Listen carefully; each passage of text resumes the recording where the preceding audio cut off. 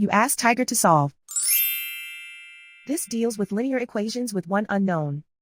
The final result is j equals 64. Let's solve it step by step. Group all constants on the right side of the equation. Subtract 99 from both sides.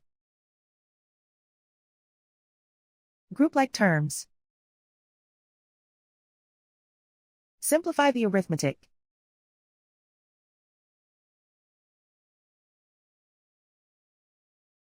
Isolate the j. Divide both sides by 12.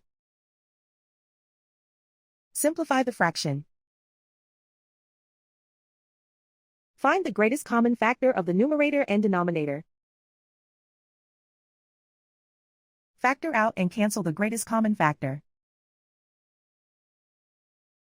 And so the final result is j equals 64.